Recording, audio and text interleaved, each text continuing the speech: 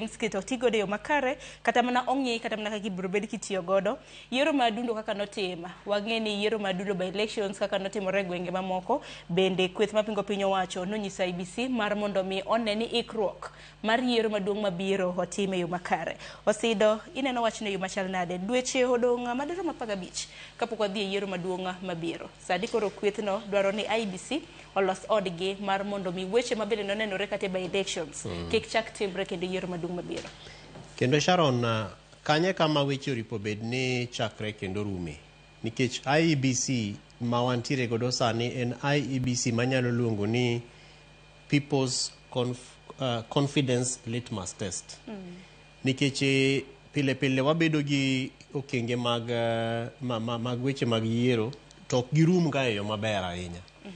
To IEBC mantiere sani oripo bed ni ging'eyo ni gigo ma jo Kenya oseneno marach e yiero ok bi mana chopo e dhodgi kanyo to gin gigo ma ka ok otim maber to dhi nyaka goyo gimana jaluonga ni voter turnout ma 2027 kichando ka wuok kaluo yo ma kukwiri kucha to wang'eyo ni ng'eny ne ng'ama ne golo waga ni mondo wadwa go kura jakom sani onge ng'ama kendo dang no just space ma jakom no weyo ang' obedi mana IEBC.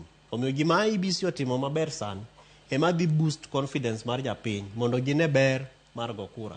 To kaka ne jo United Opposition oselosogo nitiere gik ma ok notimre maber makata wan kaka County Governance Watch together gi other stakeholders ne waseromo gi jo IEBC gi mane wasemiyo gi ripodegi. Kata mana nyoro ne wan gi Deputy CEO mar IEBC in charge of operations Mombasa kama ne walose weche mag data privacy. Mabe ne wachako wanyisogi kaka waneno kendo kaka winjo ka jopiny wuoyo. Omiyo gigo te ma ji wacho gibed jo United Opposition, gibed jo ODM, gibed jo UDA, gibed political parties mopogore opogore, wang'e ni jopiny bende wang'e gi nitiere oko kacha. To nitiere gima IEBC jatimoga miluongo ni post election review report. Report no itimo pile pile ka wasetiko gi electoral cycle mar yiero. Kendo gi en report ma koselosi to jibet piny to wapire ni kanye ma watime maber to wago tik kendo wapamo. Kanye ma watime marach kendo wakwere to wacho ni kara koro ka wadhi mbele to dware ni mondo watim gigo maber. To IEBC manyien mar osiepna Ekethon bendo ripo bed ni ging'eyo ni there is a background ma they are inheriting of good things mosetimre and bad things mosetimre. To king'iyo ng'eny jo Kenya e weche mag yiero to ng'eny gigo mosetimre e weche mag yiero ok gin gigo mosetimre maber. Omiyo by elections mane gikelo nwa bende was another litmus test mabe nocheko ni to ang'ono ma notimre maber ang'ono ma ok notimre maber. I'm surprised ni jo United Opposition did not address the issues of insecurity ma waneno which is associated to electoral processes and political parties and electoral personalities.